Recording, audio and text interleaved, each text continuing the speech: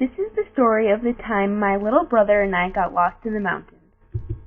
Almost every summer since I can remember, my family has spent a week at our cabin in Colorado, near Colorado Springs. Our family cabin is part of a club that is made up of about 40 other cabins located on a piece of private land that is enclosed by a fence. This particular story took place in the summer of 2005 when I was 10 and my brother was 8. Just like every year before, we had made the 12-hour drive safe and sound. My brother and I decided that we were going to go exploring around the cabin while my parents were busy unpacking. We told them our plan and that we would be back shortly. Dad reminded us as we were walking out the door not to cross the fence. He had always taught us that as long as we stayed inside the fence line, they would be able to find us in the event that we ever got lost.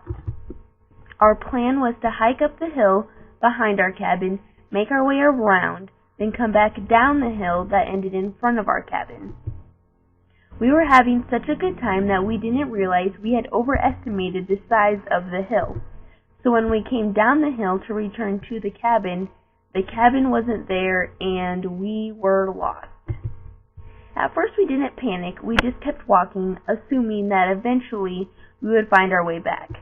As time passed, we started to get more and more nervous. At one point, my brother completely lost it. He threw himself on the ground and cried, "We're never going to see Mom and Dad again." Of course, I was worried that this might be the case, but since I was the older sister, I knew that I had to be the brave one. I reassured him that we would be fine and that we would find our way back. I finally got him calmed down, so we continued through the mountains. Eventually, we came across a cabin that we could go for directions. There was one slight problem. It was on the other side of the fence. We debated back and forth whether or not we should go ask the owners for help, but we decided against it. After all, Dad told us, never cross the fence. So on we continued. After what seemed like hours, we finally figured out where we were. We couldn't run to our cabin fast enough to reassure our parents, who by this time were probably extremely worried about us, that we were safe and sound.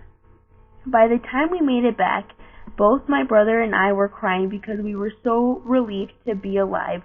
We ran through the front door crying to find that my parents were still unpacking. My mom, who was confused as to why we were so upset, asked us what had happened. She was probably expecting us to have been chased by a bear. "We were lost," we cried. She looks at my dad and they both start laughing. "What's so funny?" we cry again. "We could have died." She then informed us that we had been gone for roughly 20 minutes.